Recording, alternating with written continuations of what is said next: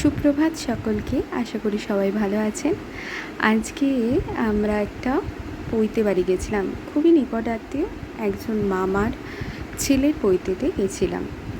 পৈতে বাড়িটা ছিল জামালপুরে, আর এই লজটা ছিল দামোদর নদীর ধারে। খুব সুন্দর লজটা। আমরা সকাল সকালই চলে গেছিলাম। মোটামুটি সবাই একটু কাজে ব্যস্ত ছিল বলে আমরা প্রথমে চেয়ারে ওখানে বসছিলাম, তারপর মামা এসে একটা ঘর আমাদের দিল সেখানে বসার জন্য। এই কাছেই একটা নদী আছে, খুব নদীটা দামোদর নদী। সেই খুব সুন্দর জায়গাটা, দেখুন সবাই হেঁটে হেঁটে যাচ্ছে ওই জায়গাটাতে।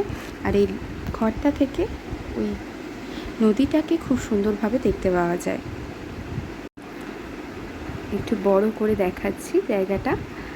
তারপর ওই জায়গাটাতে আমরা গেছিলাম, পরে সেটা রেকর্ড করা হয়নি, তবে বেশ ভালোই লাগছিল, কিন্তু একটু রোদ হয়ে গেছিলো।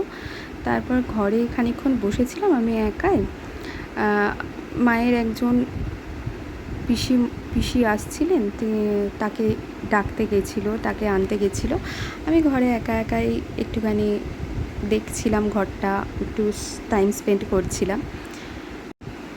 সেই করতে করতেই এবার ওই মামি ঢুকছে, মায়ের পিসিরাও এসে গেছে। এরপর তাকে দেখছেন, এটা হচ্ছে আমার একটা বোন, আমার মাসির মেয়ে। খুব খুব সুন্দর গানও গায়, আর খুব ছটপটেও আছে একটু। তারপরে মাসি, আমি সবাই মিলেই খেতে বসে পড়েছি, মাও বসেছে।